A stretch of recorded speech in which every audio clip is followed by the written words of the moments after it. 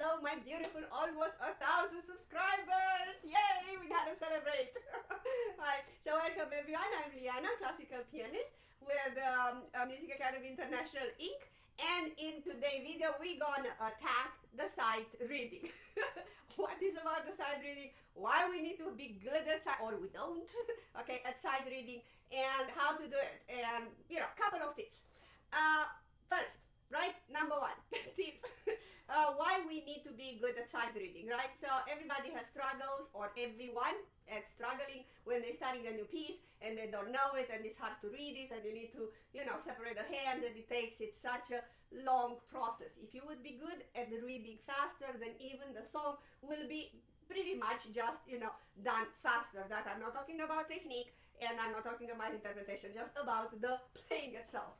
Now, I'm looking around, I looked around to other, channels while they're talking about sight reading. And they're, pretty much they're saying 3 steps to get better in sight reading, 5 steps to get better, 10 steps and more steps and more steps.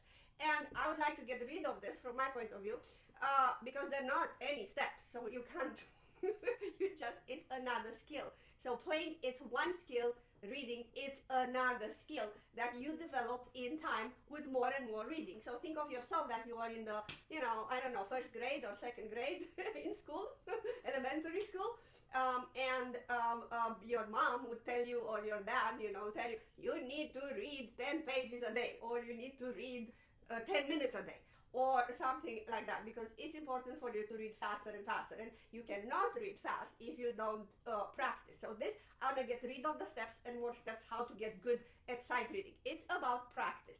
So in my over 35 years of teaching, and believe me, I do have over 35 years of teaching, I did encounter students that, that intermediate or whatever, that they're coming and they're playing very good. They even to the level of sonata or so, but at the level of reading, they will go measure by measure by measure. So it's, I don't know, I'm not going to say it's not acceptable, because we're doing what we can with the tools that we're having, right? But again, so these skills needs to be developed in time with practicing, 5 minutes, 10 minutes, whatever you want to incorporate in your usual practice. So right now I'm going to go to the tips, not to the steps. Right, so number one tip, what should you sight read? So you will not sight read your piece, the level at the piano that they are. So if you are an intermediate, get a level below you. That would be a late beginner, right? So if you are playing a sonatina, so don't sight read the sonatina, because you won't be good,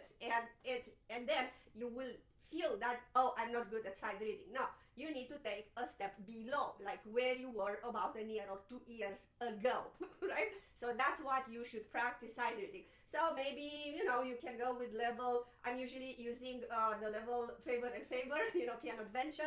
So if you are at intermediate level, I would go with level 3A or 3B, maybe, not even 3B, maybe 3A, So that would be your level to start sight reading, incorporate, and do some practice, right? If you are at the level of sonata and you still feel that you don't that good at sight reading, I would go with level below, as I said, sonatinas like Clementi, Diabelli, Culau, they're little sonatinas, they're very fun, very cute, so that's where I would go, right? So keep in mind, this is tip number 1.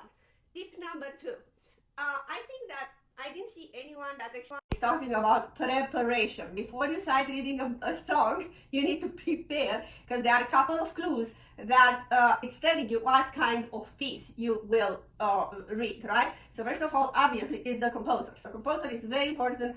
Obviously, Mozart, you're not playing the same as Chopin. Bach, you're not playing the same as Mozart. So it's totally different style. So you will know it's not only about the interpretation, it's the style in which it was composed. So again, if you would be right now an intermediate, I would not go with romantic music, because more romantic and more contemporary you go, it's harder to read. I would go with classics, like, as I said, Diabelli, or, very easy songs, or Bach. Not 2-part inventions or 3-part inventions, because you'll be like, or maybe if you want to do there, you can do that, but very, very slow. So first, composer. Second, obviously, the name of the piece, it will tell you what kind of piece you're gonna play. But then there are three important things that you need to look. So it's the tempo. You do know that the tempo is always in the beginning here, and sometimes it's giving you the tempo as well, the quarter note, or something. This would be an allegretto. This is an amplifier prepared here. Andante, tre expressive. So you will know, what do I have here? Adagio, sostenuto. So all these names that, some they know these names, some they don't. But, it's important at least to know how fast is the song. And I will not pick to read a presto song, right? So just go to a moderate, speed. Maximum maybe an allegretto. Right.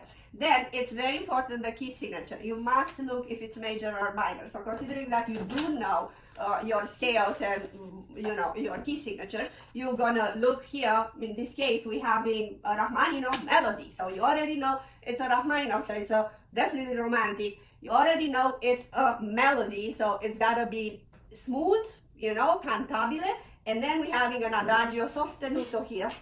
So it's a slow movement, and we're having 4 sharps. So 4 sharps would be either E major, either C sharp minor. So I'm looking first to see if it's a major scale or scale key signature or a minor one. It's really, really important. So where do you look? You look to the usually you look to the beginning of the song, but it might be tricky. You might find it or you might not find it. Here I'm already finding because it's an E major, and I have the E major inverted chord on the right hand.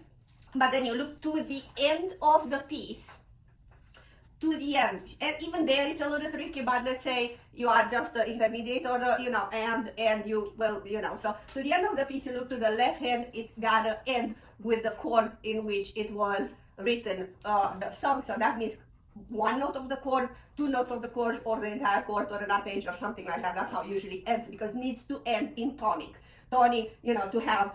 Not necessarily, not 100%, not always, sometimes Chopin goes from the entire piece is in minor, and then he ends in major. The last chord is in major. You're like, hey, sun is on the sky.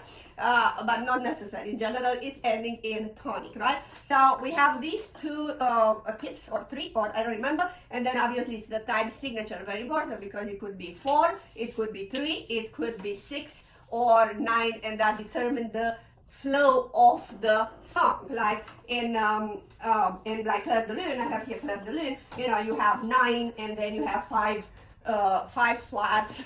So it would be either a D5 major or a B flat minor. So you look to the beginning, and you will figure it out. Immediately it's a D flat major there. It's an andante tre expressive. It's Debussy. The name is Clair de Lune, so you will know that Clair de Lune is gonna be always dreamy or so. And 9 beats in the measure 1, 2, 3, 4, 5, 6, 7, 8, 9, and so forth. And in this nocturne, I just opened here because right now I'm working on this nocturne as Opus 9 number 3. I always got it done, and I will play it for you. Oh my God, should I play it for you to the end of the video? Or I'm gonna do soon a tutorial. But anyhow, so we having 5 sharps. So that would be a B major or a G sharp minor. So we don't know. And then we starting at 6 counts in a measure. We're having an allegretto, we're having a nocturne, and it's Chopin. So all of this, they're giving you very good clues what kind of music you are playing. So this it's supposed to be done in the first 30 seconds or 40 seconds that you open the piece. You look and you scan for these clues. Then you scan at least the first line, if you can, half of the page or even 1 page, to see about what is. So you first mentally looking throughout the first page to see what challenges you might encounter, how it is right hand, left hand, where is the melody. Like, in this situation, you can already, even though I will not know the piece, I would see that the left hand in this nocturne has a pattern, because it just goes. In the first 2 minutes, I'm seeing that. It's like, okay. So it just goes the same, so the melody is to the right hand.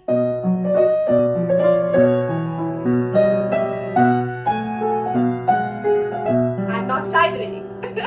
I did practice this for about I don't know, a couple of hours, and I'm working on it to get it done so I can present it to you. Right, so but in the first moment you look where is the melody and so on and so forth, where carries, compare with Clair de Lune that you can see is like 2, 3, it's like, oh my god, I need to count here, 1, 2, 3, 1, 2, 3, 1, 2, 3, 1, 2, 3, 1, 2, 3, 1, 2, 3, 1, 2, 3. You see, so you need to count immediately, you can see that. Or I picked another one, I didn't bet, Or look, Polichinelle Rachmaninoff is, so it's either, it's either A major, either F sharp minor, going a little bit, right? So it's, right, and that's a fun piece to do it. Alright, so so you look exactly what is there, what are the technicalities. I don't know what else to say, but I would say if you are in piano, dedicate yourself, if you want to be good in sight reading, 10 minutes, 1 page a day, 10 minutes a day, or in your practice, that would be, to add on. In the series that I'm working with, that I'm working for the, beginners, and so that it's Faber and Faber, piano adventures, right? They do have a sight reading book in the, so it's level 1, level 2A, 2B, and all levels they do have a sight reading book. So when you buy those, you can buy those on Amazon, $6 or $7, and start from there. They're very easy exercises, like 2 lines and just move on. So it doesn't matter if you are an adult or a kid, do sight reading because it's gonna speed up your process to learn a song. I hope this was useful. If you like this this little explanation, please like, comment, share, subscribe if you didn't do it so. And thank you so much, Patreon. So do consider to becoming a Patreon supporter for me and for this channel. All right. Thank you so much. See you in the next one.